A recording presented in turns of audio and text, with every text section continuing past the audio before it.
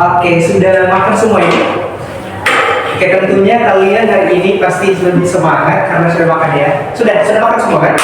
Sudah. Siapanya sudah? Sudah. Oke, semua dalam keadaan sehat kan ini?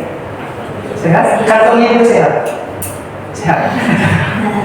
Oke, nah hari ini bertemu lagi dengan Kak Edi membawa mata pelajaran biologi.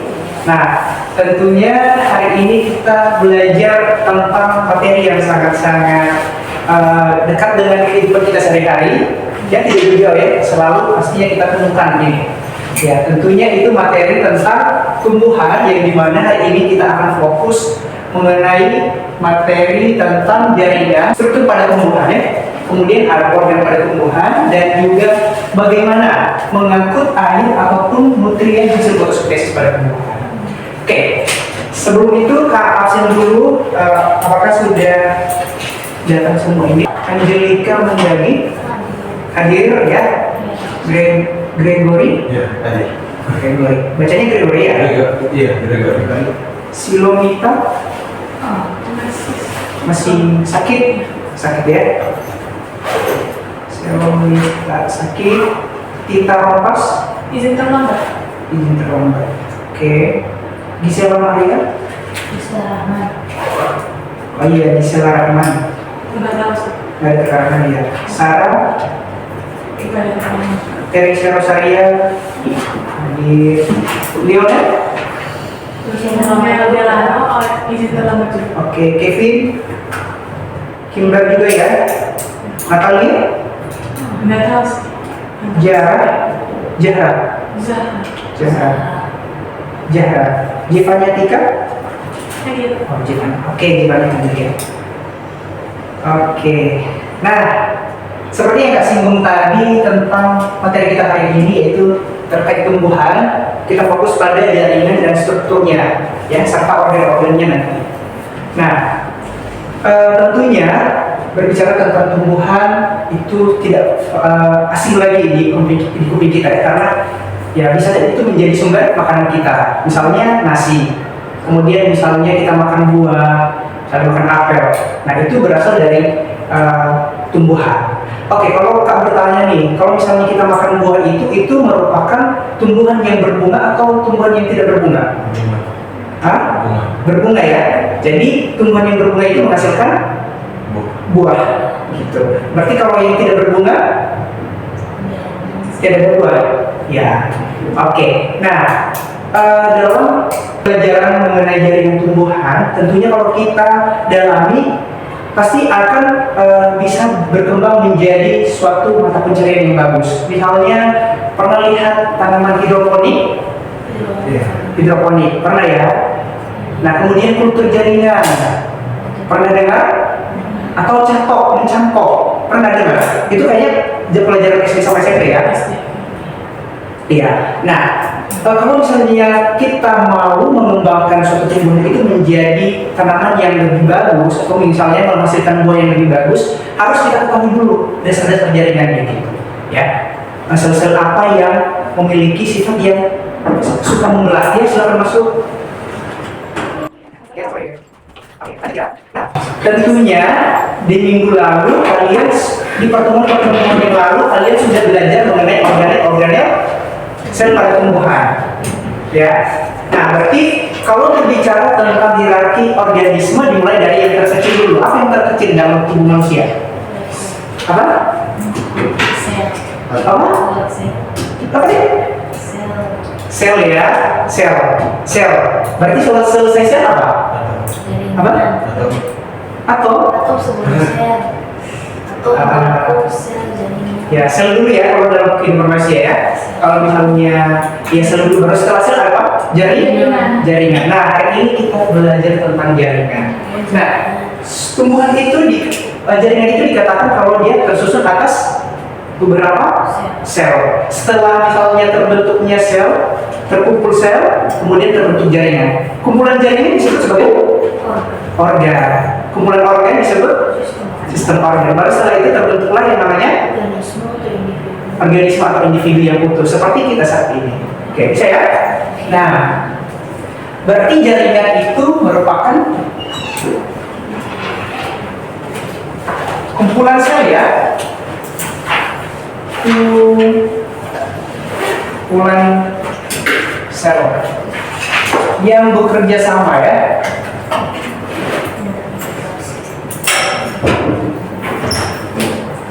Ya, silakan. Yang bekerja sama untuk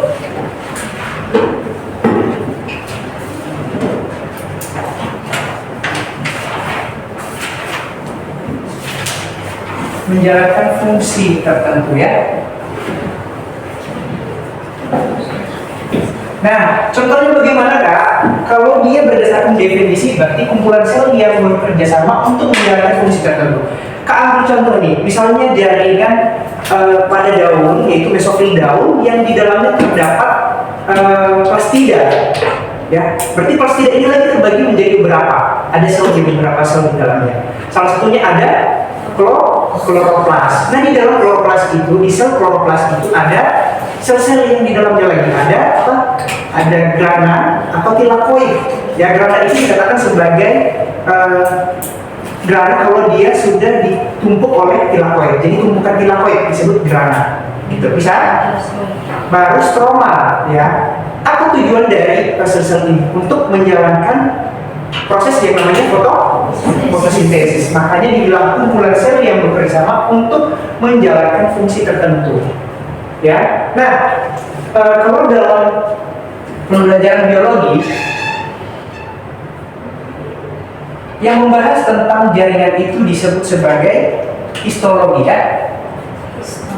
Histologi. Jadi ini merupakan cabang ilmu yang fokus pada jaringan, ya, membahas jaringan. Oke. Nah, jadi jaringan tumbuhan itu terbagi beberapa bagian, itu berdasarkan aktivitas pembelahan selnya. Nah, sebelum Pak tulis, ada nggak yang tahu contoh-contoh dari jaringan tumbuhan? Ayo, nanti siapa yang aktif Kak kasih startnya. Ayo.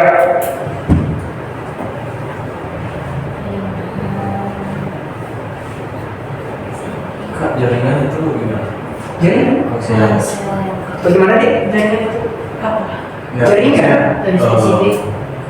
Jadi, ya. Contoh jaringan. Kalau kamu udah bilang contoh jaringan, berarti kan udah tahu gitu. Maksudnya setahunya saja dulu. Tidak apa kalau salah. Yang penting jaringan itu harus tersusun atas beberapa sel ya, gitu.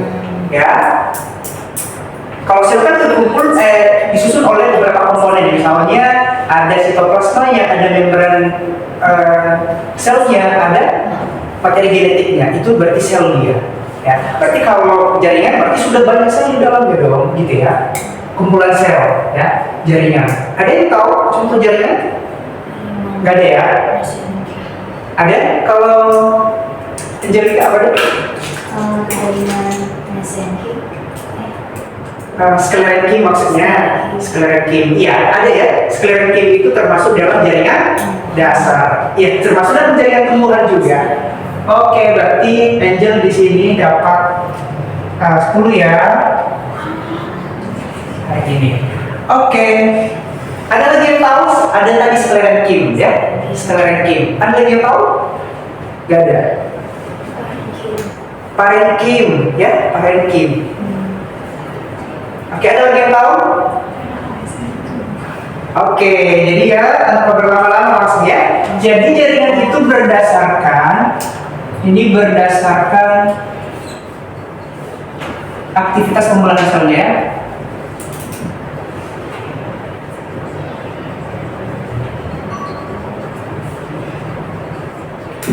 Aktivitas pembelahan sel itu terbagi menjadi dua, ya. Ada jaringan meristem dan ada jaringan dewasa. Ya. Oke. Jadi, yang pertama fokus dulu membahas tentang jaringan meristem.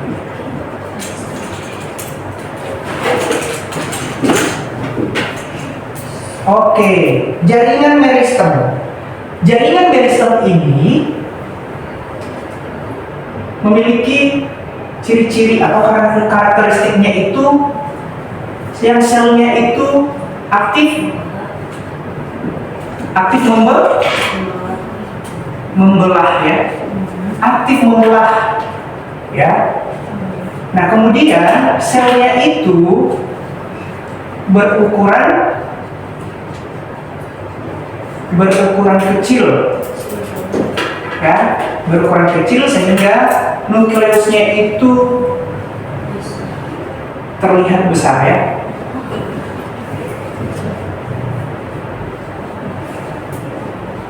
Oke. Kemudian jaringan meristem ini terdiri dari beberapa bagian lagi ya. Jadi terbagi menjadi beberapa bagian. Jadi dia berdasarkan kalau jaringan meristem ini berdasarkan asalnya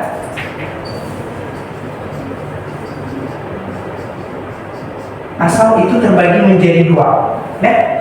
Ada jaringan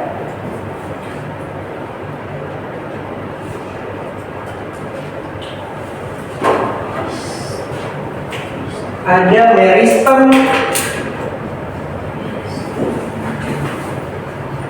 primer. Berarti kalau ada primer ada sekunder ya.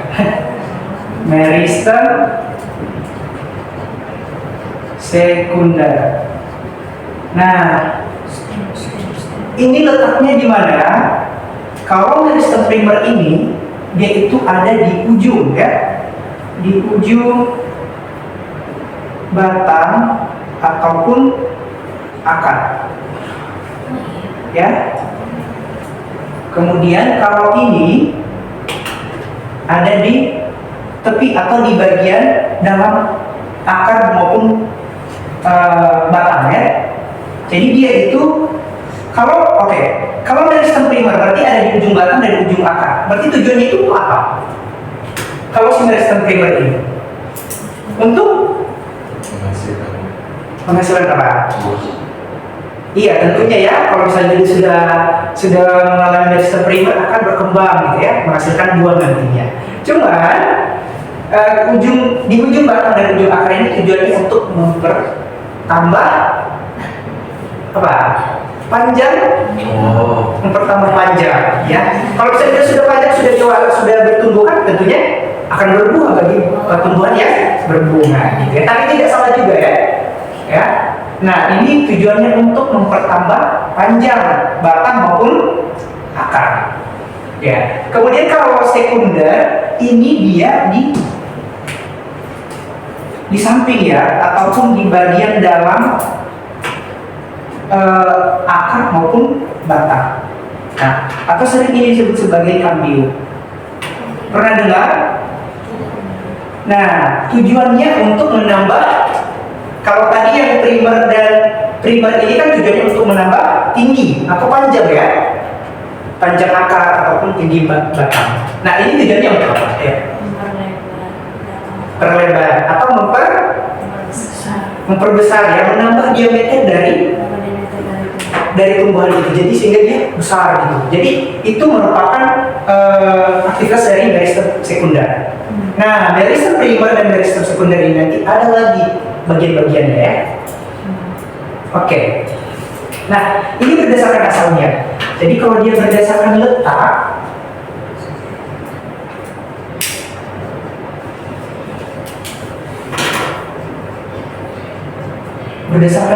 itu terbagi menjadi 4. Ada yang tahu?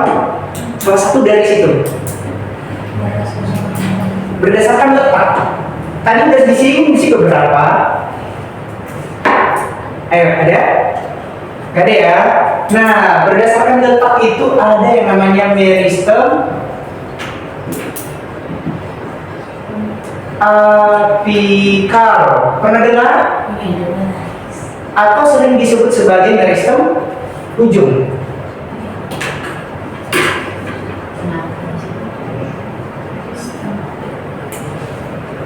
Nah, tadi di mana dia letaknya? Berdasarkan letak, berarti letaknya di ujung batang ya, di ujung batang atau di pucuk ya, di pucuk batang tersebut. Nah, ini nama lainnya itu sering juga disebut sebagai apical meristem ya.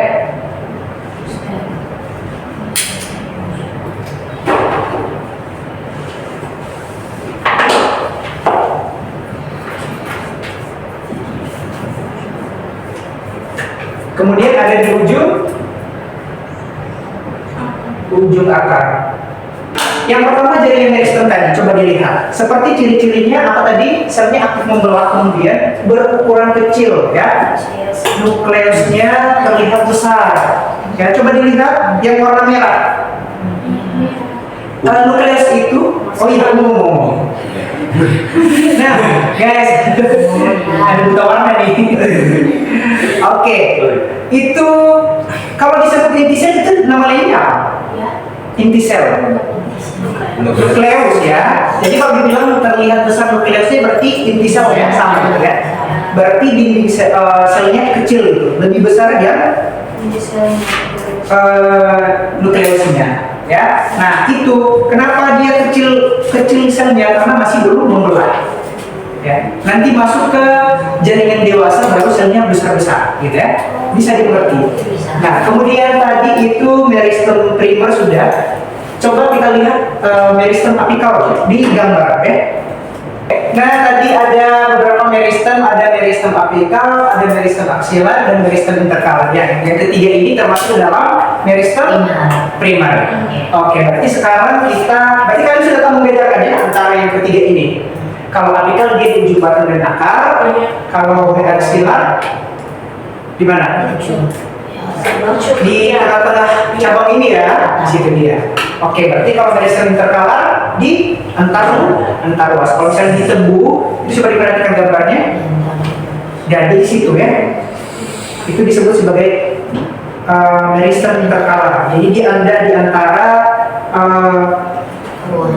ruas batang. Ya. Nah, sekarang ada meristem lateral. Jadi meristem lateral itu sering disebut sebagai meristem samping yang membentuk kambium. Nah, apa sih tujuan dari kambium ini? Adik-adik mengatakan bahwa aktivitas dari meristem lateral ini atau karena terbentuk kambium bisa diprediksi usia dari tumbuhan, gitu ya. Jadi dia ada lingkar tahunnya gitu. Dia ada dua warna itu ya, terang dan gelap. Kalau dia terang itu terbentuk pada musim kemarau. Ya, kalau dia gelap itu musim musim hujan ya.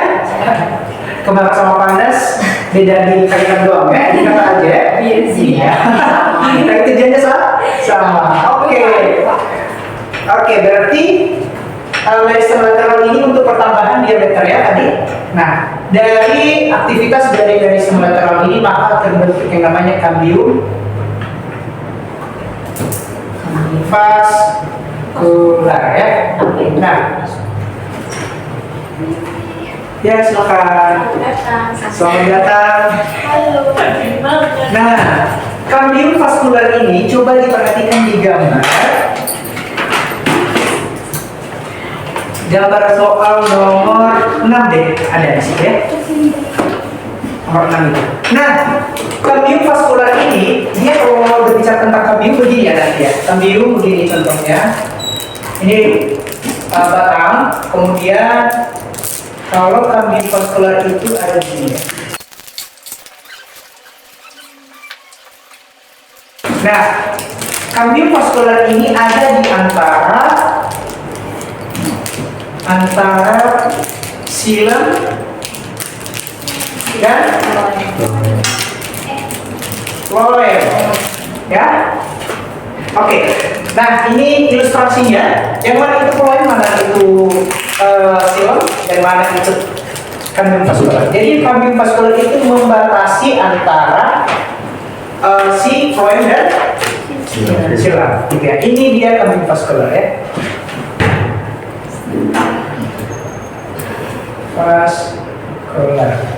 Nah, kalau yang di luar ini itu disebut sebagai, ayo, yang di luar. Ayo, siapa floem? Ayo, yakin ya? Apa? Ada? Silam, kalau tadi saya silam, baru yang lain? Silam. Kamu deh? Kamu apa? Oke, jadi ini si floem.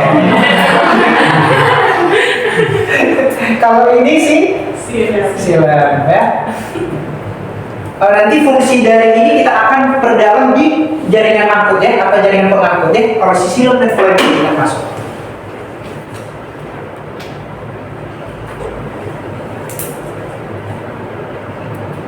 Oke, nah meristem lateral ini ada di tumbuhan yang berkayu ya. Jadi kalau misalnya dia tidak berkayu nggak ada. Makanya nanti kalau berbicara tentang tumbuhan monokotil itu, silam dan phloem ini tersebar, nggak ada yang memisahkan mereka gitu. Ini ilustrasi dong batang dari tumbuhan dikotil yang berkayu ya. Jadi dipisahkan oleh kabin vaskular. Tapi kalau misalnya dia di monokotil atau contohnya pada tumbuhan padi itu si phloem dan silamnya ini beracak gitu ya. Tidak ada yang memisahkan mereka gitu. Dan tersebar di mana-mana gitu. Kak, sorry, kabin vaskular itu tujuannya buat apa Kak? Kabin vaskular ini untuk membentuk ini, membentuk si silam dan phloem sekunder gitu ya. Jadi untuk proses pengangkutan. Nah kemudian nanti kabin vaskular ini juga akan bertambah seiring berkembangnya tumbuhan itu. Seperti yang Kak bilang tadi, kayak ada lingkar tahunnya gitu ya, yang bisa dihitung gitu. Jadi dia nanti ada berlapis-lapis. Itu merupakan sistem dari hasil dari meristem lateral atau pembelahan dari meristem lateral gitu ya. Bisa? Oke, jadi dia ini tumbuhan di kotil ya. Oke, nah tadi Kak bilang bahwa berdasarkan aktivitas pembelahan sel itu terbagi menjadi dua. Ada meristem, ada jaringan meristem dan ada jaringan dewasa. Nah, jaringan meristem kita sudah bahas, sudah selesai. Dan jaringan meristem itu ada 4 ya. Sekarang jaringan dewasa.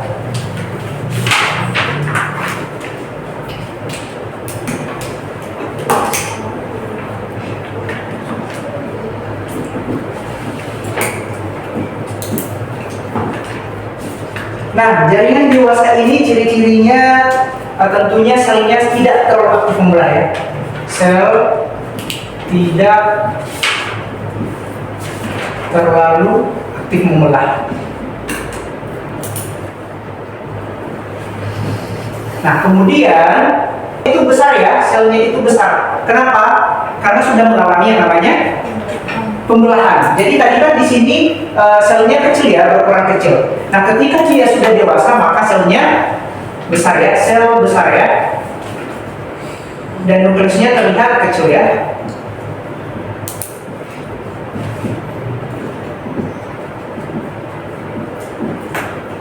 Coba kita perhatikan gambar jaringan dewasa di lampiran lagi ya. Boleh dibedakan itu? Sudah? Coba dibuka dulu.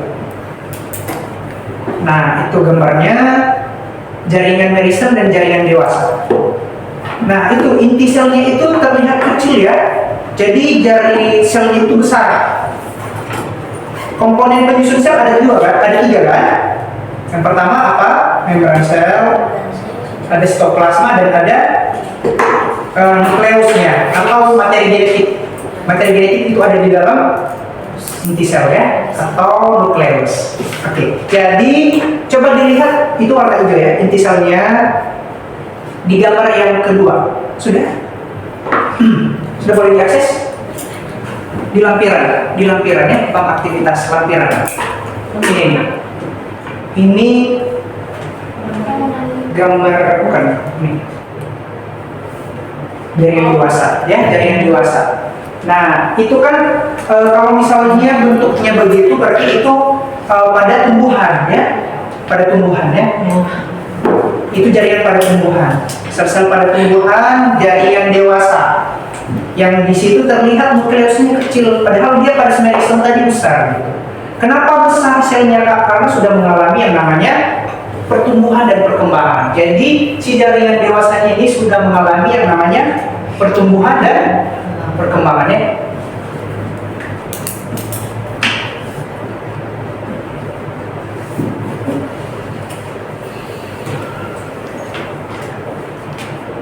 Pertumbuhan dan perkembangan itu. Nah, jadi selnya sudah besar-besar. Kemudian tidak kalah sering juga ya jaringan dewasa ini. Tentunya dia memiliki beberapa anggota lagi, ya, jaringan dewasa ini. Nah, jadi jaringan dewasa ini ada 3, ya, secara kelompok besarnya ada 3.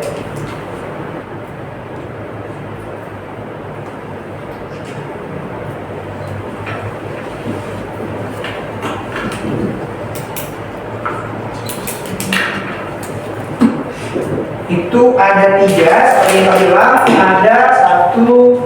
ada jaringan pelindung. Pernah dengar jaringan pelindung? Atau nama lainnya? Ada yang tahu? Yes, epidermis. Epidermis. Oke, si Angel dari dapat ya 5 lagi tambah 5. Oke, yang lain jangan mau kalah dong. Oke, itu yang pertama, jenis yang pertama. Kedua ada jaringan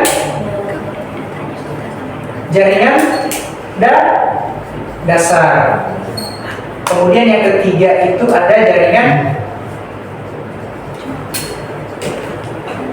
pengangkut.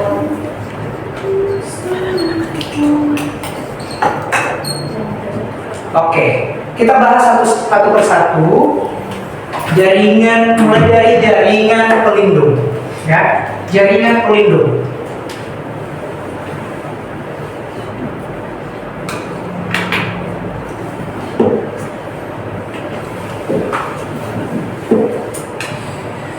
Atau disebut tadi sebagai epidermis. Nah, berarti kalau dikatakan pelindung itu berarti letaknya di mana nih? Di luar. Letaknya di luar ya. Melindungi organ yang di dalamnya, ya, letaknya sebagai pelindung tentunya.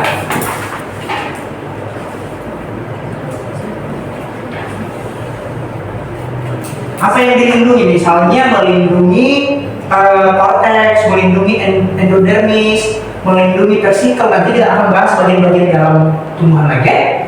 Oke. Nah, tentunya si jaringan pelindung ini memiliki susunan yang rapat.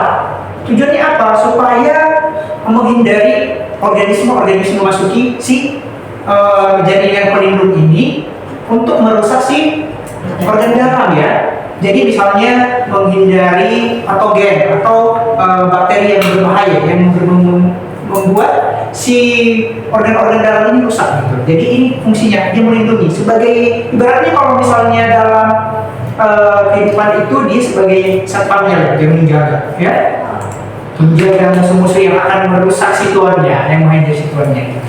Oke, susunannya ini rapat, tersusun rapat sehingga tidak ada ruang antar sel. Oke. Ini jaringan pelindung. Jaringan pelindung ini memiliki modifikasi, ya. Modifikasinya itu modifikasi atau derivat.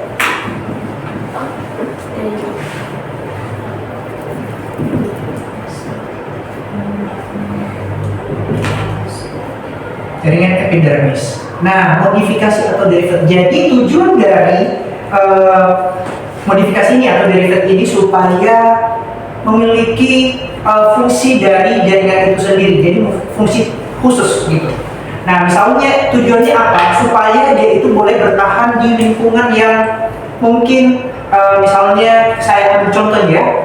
Misalnya kita ambil contoh kaktus yang tumbuh di mana? Di tempat yang memiliki kandungan air sedikit. Dia mengalami modifikasi epidermisnya itu dari daun menjadi duri. Supaya apa? Mengurangi penguapan. Itu ya. Bisa dipahami? Kemudian nanti ada contoh-contoh dari modifikasinya. Jadi tujuannya itu untuk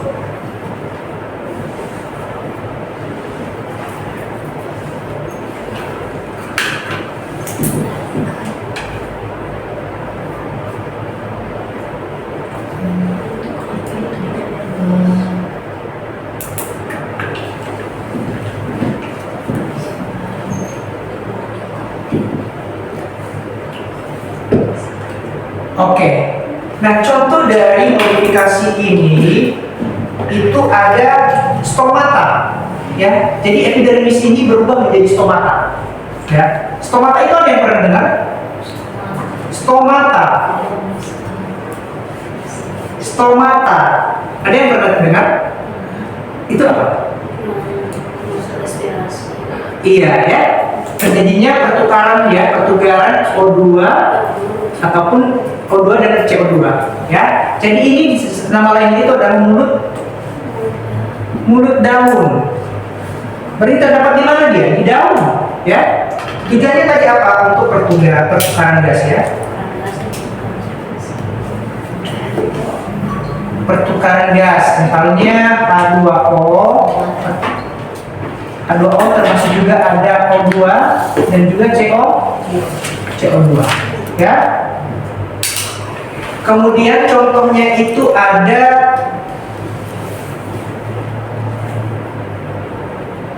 sel kipas.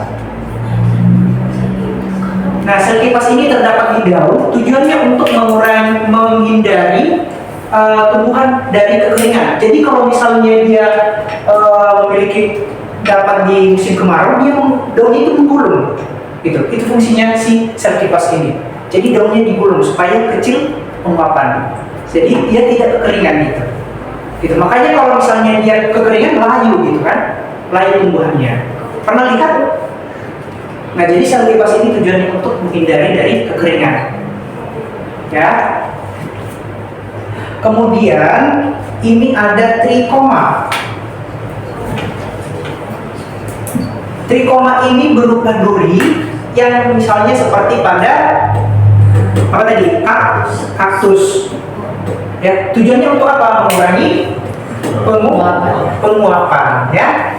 Jadi mengurangi penguapan. Dan yang terakhir itu ada bulu akar, ya. Kalau bulu akar itu fungsinya untuk penyerapan air. Iya, betul ya. Penyerapan air. Nah, kalau sel kipas tadi untuk menghindari dari kekeringan, ya. Menghindari dari kekeringan. Kalau trikoma itu transpirasi, mengurangi penguapan. Ya, transpirasi itu penguapan. Transpirasi penguapan.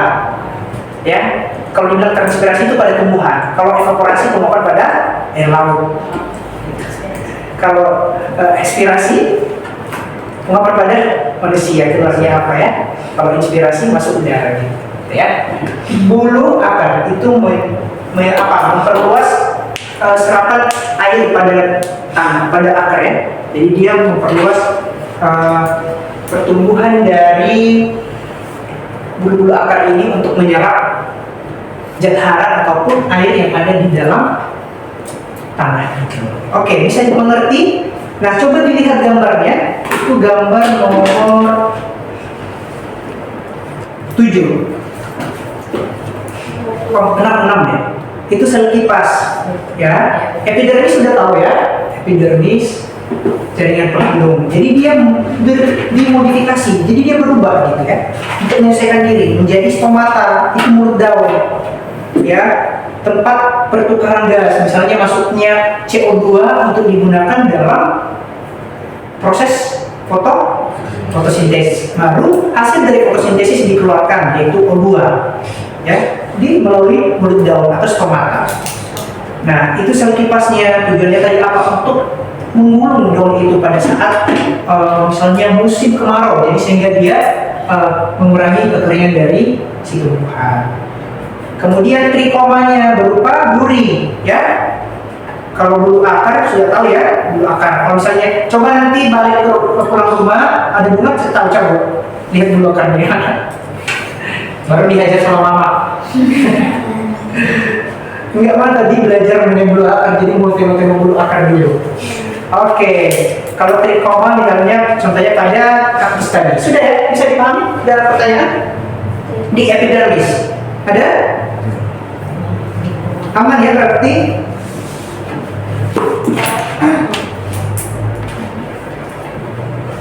Kak, dari tadi trikoma ya, maksudnya apa?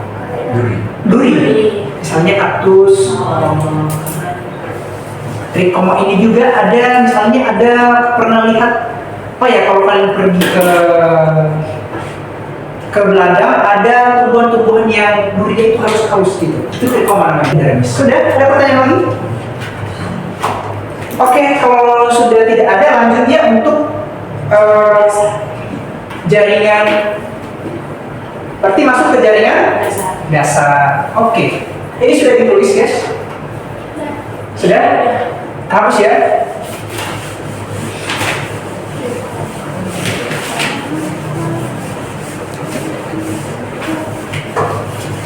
Jaringan dasar.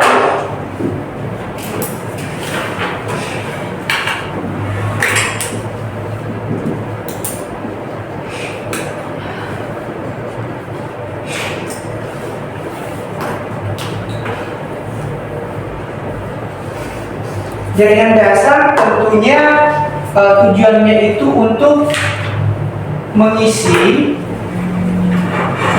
dan menyokong ya tumbuhan. Nah, contoh dari jaringan ini seperti yang disebutkan oleh Angel tadi di awal ya. Jadi dia itu terbagi menjadi 3 ya. Contohnya itu ada parenkim, kemudian ada kolenkim, dan ada sklerenkim. Oke, itu apa Pak? Nanti kita akan bahas satu-satu. Sekarang kita bahas dulu parenkim. Nah, parenkim ini sebagai jaringan pengisi ya, pengisi dari si tumbuhan ya.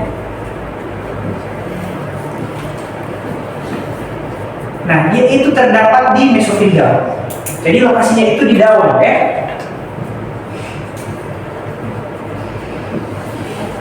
Di mesofil daun. Nah, berarti mesofil daun itu tempat terjadinya apa? Fotosintesis. Berarti dia memiliki yang namanya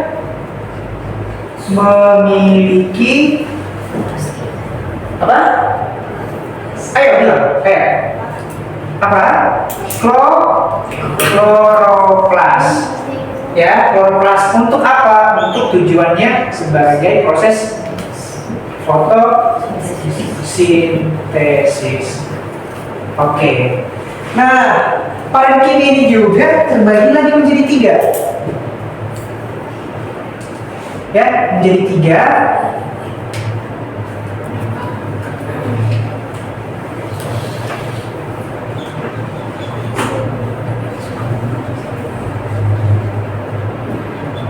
Nah, jenis parenkim ini terbagi menjadi 3.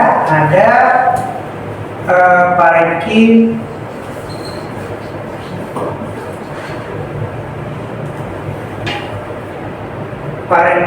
bunga karang, kemudian parenkim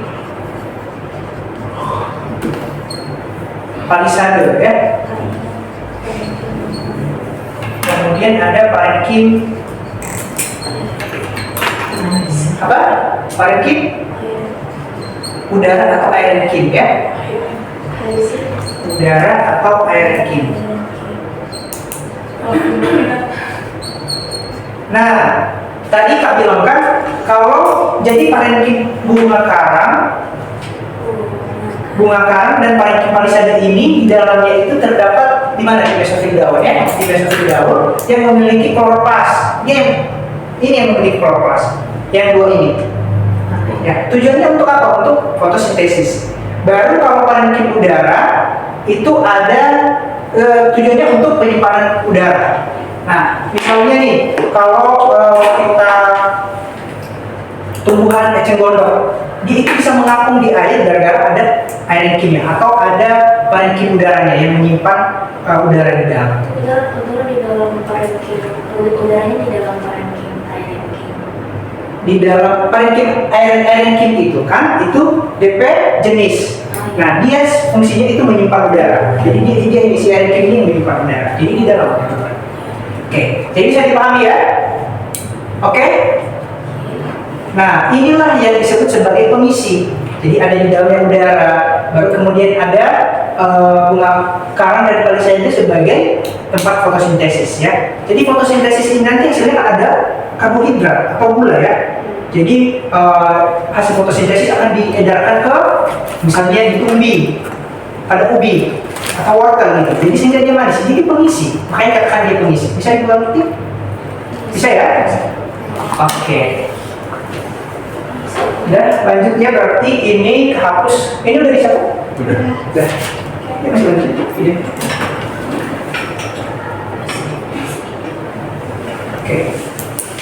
Kalau tadi dalam guys.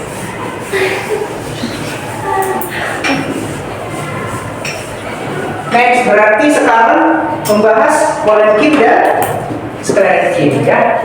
Berarti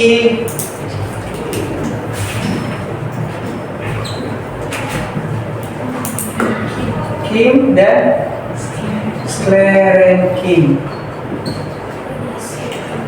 Nah, yang keduanya ini fungsinya itu untuk penyokong ya. Jadi fungsinya itu penyokong. Iya, dua-duanya penyokong ya. Jadi yang memberi penyokong itu artinya yang menopang si tumbuhan boleh berdiri tegak gitu, atau boleh keras dia. Ya, ini sebagai penyokong atau penguat.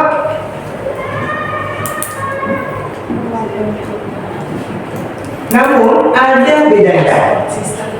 Oke, beda dari parenkim dan sklerenkim ini.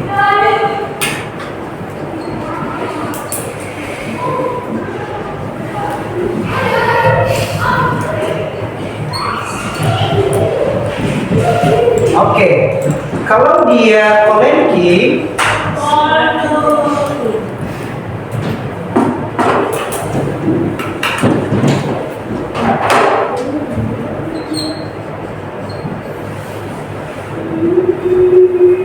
ini kolenkim, kalau sklerenkim dia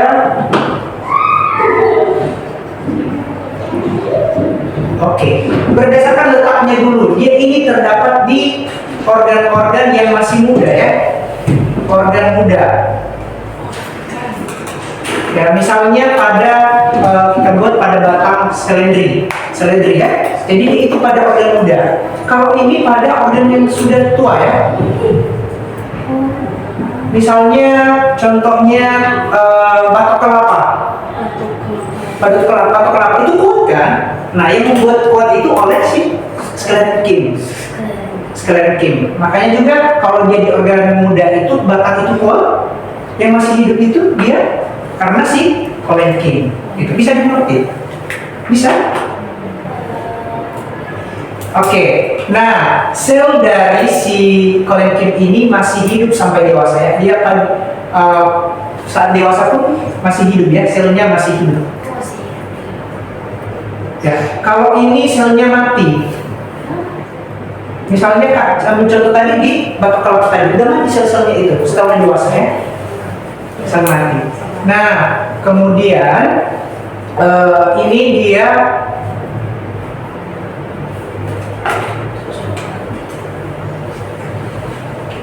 mengalami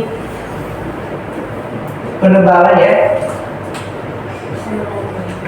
mengalami penebalan primer secara merata. Tidak merata. Jadi tidak semua di kolenkim ini mengalami yang namanya penebalan primer ya. Kalau yang ini dia itu mengalami penebalan yang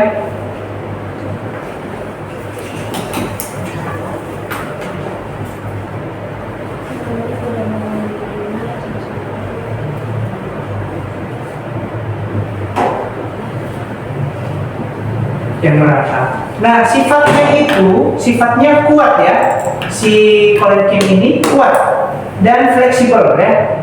Fleksibel itu dia masih boleh di misalnya Kak ambil contoh, kita ambil daun tumbuhan seledri, kita boleh ini kan, boleh cabut ataupun bisa dilekukan gitu. Kalau kenapa kan bisa buat sekali, atau boleh dipakai dengan tangan doang begini, tidak ya? Pakai pisau berarti, harus pakai alat. Nah, ini sangat kuat ya, sangat kuat dan kaku. Sehingga kalau dipaksa dia akan pecah gitu. Misalnya batu kelapanya gitu. Nah, kekuatan dari si organ kolenkin ini, kekuatannya itu tekanan turgor ya. Tekanan turgor. Kalau ini mengalami namanya lignifikasi. Itu pengerasan ya.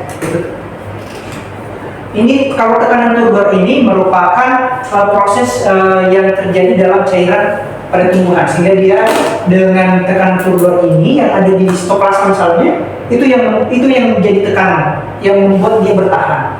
Ya, kekuatannya itu adalah tekanan turgor ya. Sorry sampai di. Oke, bisa ya.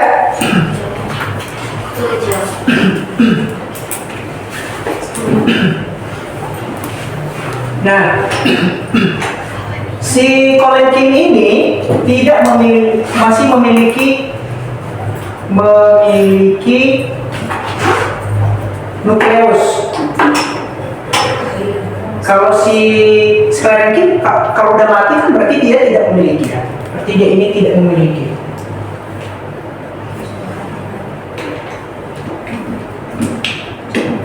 Oke. Sudah ya, berarti untuk jaringan dasar sudah. Jadi jaringan dasar ada 3, ada parenkin, kolenkin, dan sklerenkin. Sudah, boleh dibedakan? Terbaca? Sudah? Oke. Fleksibel. Sudah guys? Oke, lanjut ya, berarti ke jaringan pengangkut. Oke, ada kuis nih. Kalau misalnya teman-teman boleh jawab, berarti kita tambah structure-nya. Jaringan pengangkut, berarti ini bagian dari. Sekarang cek.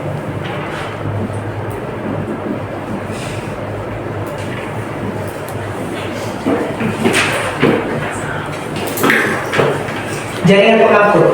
Sempat disinggung tadi, jaringan pengangkut itu ada berapa? Ada berapa? 2. Apa aja itu? Silam dan floem. Oke, ada nggak dari teman-teman yang bisa menjelaskan silam itu tujuannya untuk apa dan floem itu tujuannya untuk apa? Ayo, nanti dapat ini.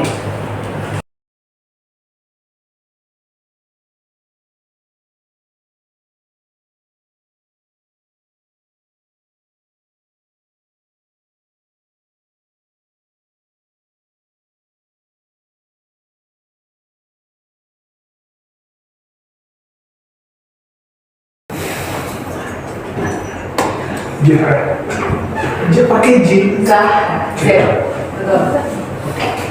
Udah? Ada yang bisa? Kalau nebak? Hah? Kalau nebak? Nebak? Ya gak apa-apa, silakan. Gak apa-apa, kalau salah gak apa-apa ya. Namanya juga belajar. Ayo, silam dan floem itu apa tujuannya? Yang di luar itu silam atau? Tadi ada apa di sini? Floem ya. Siap. Oke. Ayo guys. Cuci aja gitu. Ya, silakan. Kalau floem itu melindungi intinya. Kalau silam itu menyediakan nutrisi. Menyediakan nutrisi. Oke, bagaimana nanti? Ada lagi yang menambahkan? Ya, dikaitkan sebagai nama awalnya itu jaringan pengangkut. Oke. Jadi kalau yang silam itu jaringan pengangkut yang mengedarkan zat-zat mineral zat hara dari daun, dari akar akar menuju ke daun, sampai itu Oke. dan pengangkut yang mengedarkan hasil fotosintesis dari daun seluruh tumbuhan. Iya, tepat sekali ya. Jadi hari ini dapat juga karena Greg tadi sudah berusaha dapat 5 ya. Dapat 5. Apresiasi. Greg, kalau ini dapat 10 karena lengkap ya. Oke. Jadi guys, iya betul ya. Jaringan pengangkut itu ada 2, ya, silem dan floem. Gitu. Nah, sebelum masuk ke situ, tujuan dari jaringan pengangkut ini tentunya mengangkut dan mengedarkan ya. Apa yang diedarkan? Tentunya ada air, ya, mineral, dan juga fotosintat. Fotosintat itu merupakan hasil dari fotosintesis ya. Oke.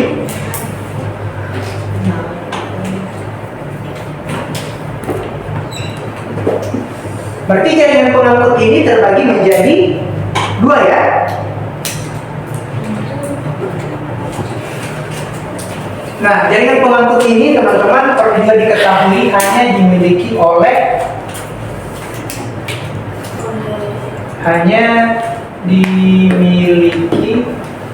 oleh tumbuhan yang berpembuluh ya.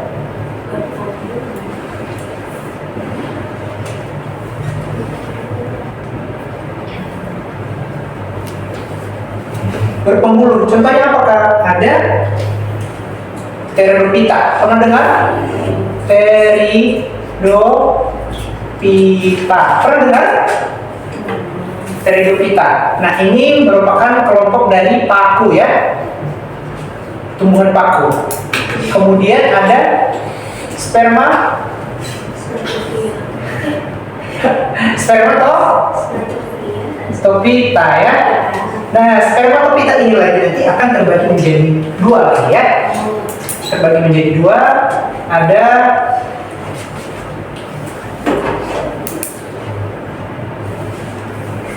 ini kelas 10 ya, kita belajar ya.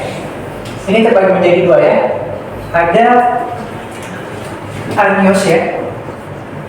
Aniospermae. Kemudian Gymnospermae.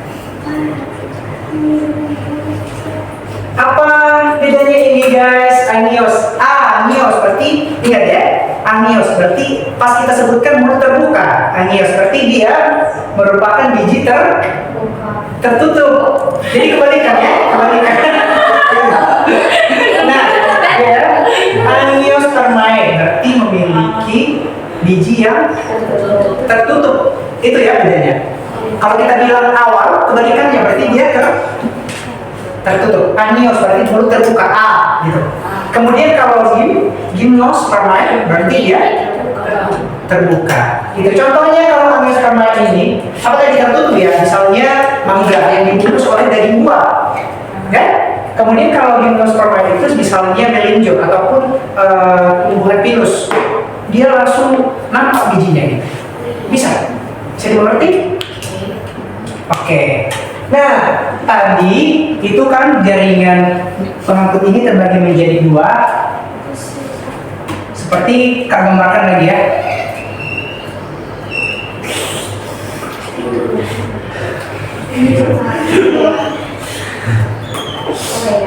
Kak gambarkan lagi, ini kalau di luar itu tadi apa? Floem. Yang biru apa?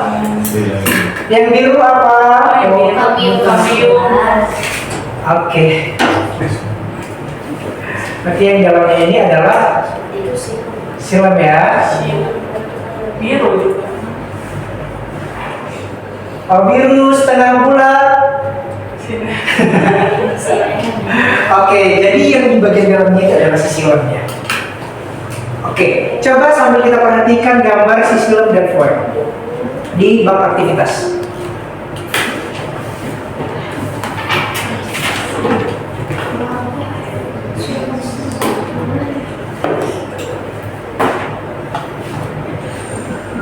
Sudah?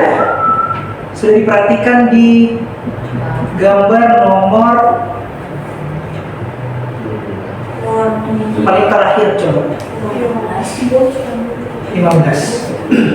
Nah, silam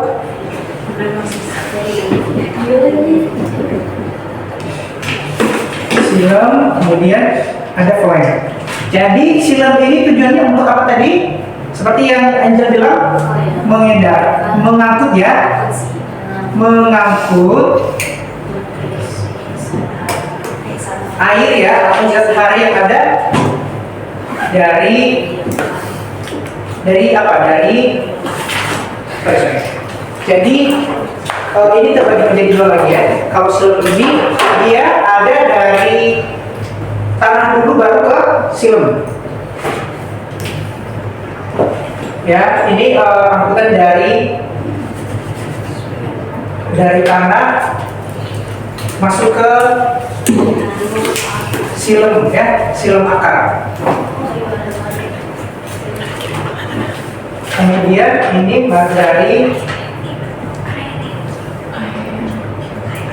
dari silem akar ke mana guys? Ke daun ya, ke daun gitu ya. Nah, tujuan dari si silem ini tadi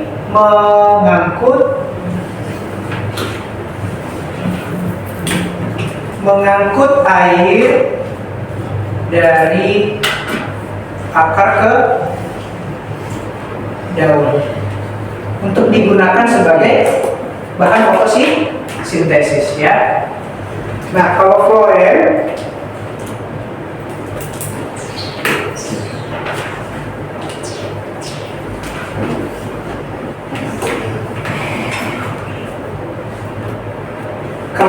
ini dia tujuannya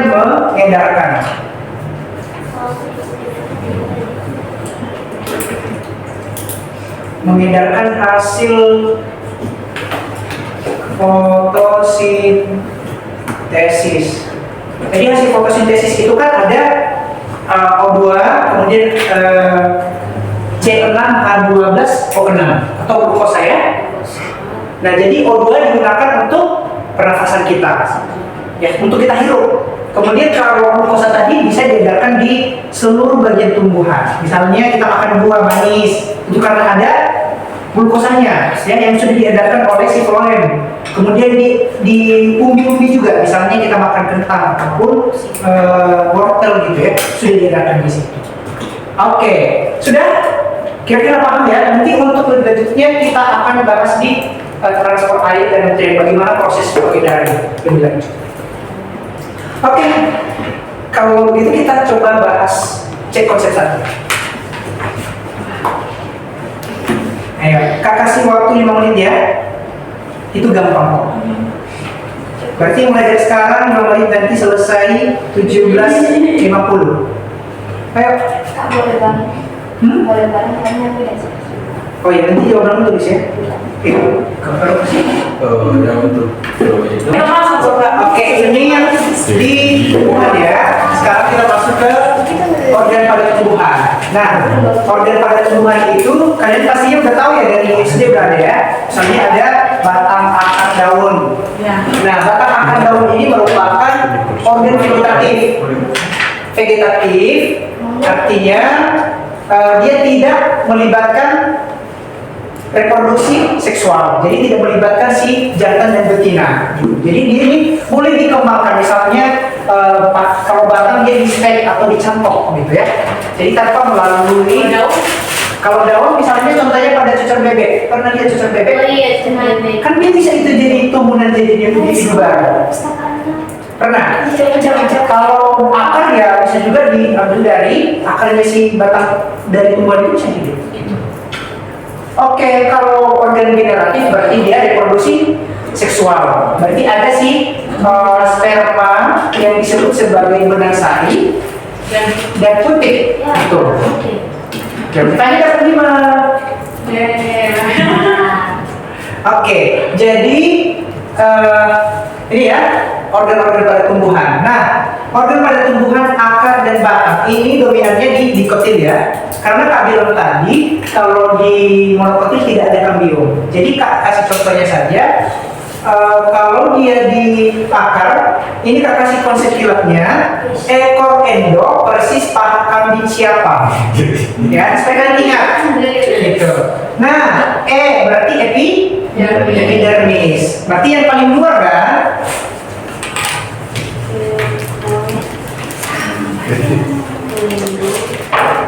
Ada epidermis.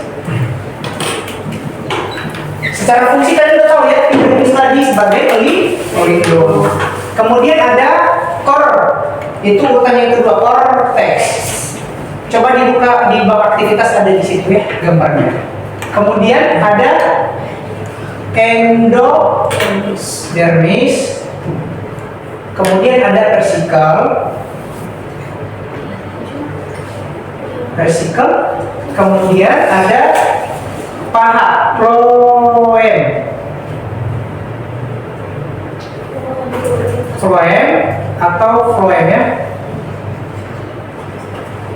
Kemudian ada kambing. Kita ambil kambium. Ekor endok. Kambium. Baru si itu adalah silem. Apanya itu coba kalau lengkap dulu. Oke, bisa dimengerti. Ya, ini strukturnya. Kalau akar, kalau di batang sama ya, kalau di batang juga, cuman bedanya ini empulur ya. Ada epidermis. Baru ada cortex. Kemudian ada endodermis. Kemudian ada versicle. Yang terakhir ada phloem. Siapa itu? Phloem.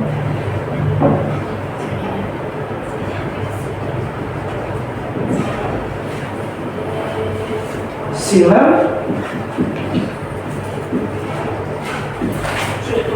Dan empulur.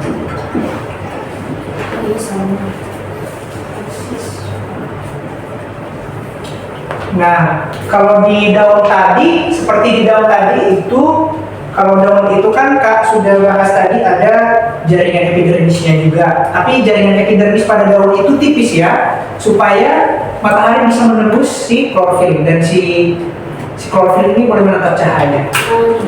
Di daun ya. Daun.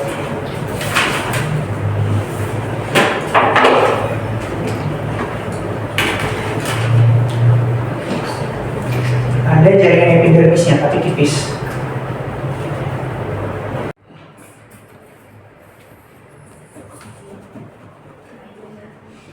Sudah? Nomor 5.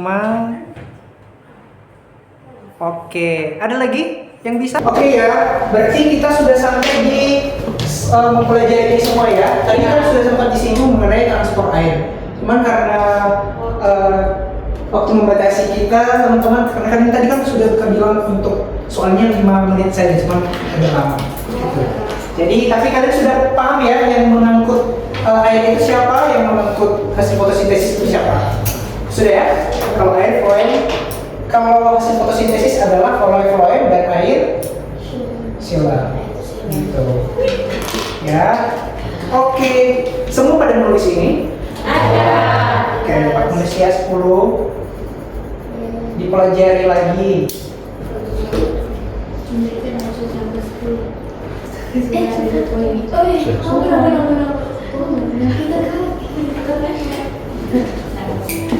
Oke, nah sebelum Kak tutup, ada nggak satu orang yang bisa secara keseluruhan yang didapat hari ini? Angel. Yang bisa menyampaikan yang kalian pahami tentang materi hari ini? Atau mungkin jenis-jenis jaringan meristem itu, atau bisa membedakan dari mana jaringan meristem itu termasuk dewasa atau muda? Ada nggak satu orang? Satu orang atau dua orang? Sebelum kita tutup, Angel. ada Angel aja. Angel Jepanya, ayo. Menjadi Terus kita tunggu. Gak apa-apa. Ayo biar kita tambah lagi poinnya. Oke? Yang dipahami saja, nggak harus semua ya. Yang dipahami saja. Oh, pasti dari ini, pasti begini. Pasti begitu. Ayo, Nah, ya udah. iya silakan Angel. Angel. Angel. Angel. Terima kasih sempat diberikan. Jadi saya pahami di hari ini itu kita tadi membahas tentang jenis jaringan yang terdiri dari jaringan meristem dan jaringan dewasa. Dan di jaringan meristem itu kembali lagi jadi meristem primer dan sekunder. Amin. Terus lagi di bagian organ penerbangan ada organ vegetatif dan generatif. Yang vegetatif itu yang tidak terjadi pembuahan antara sel kelaminnya dan betina, dan di generatif ada pembuahan sel kelaminnya dan betina. Oke, tepuk dulu buat. Enggak.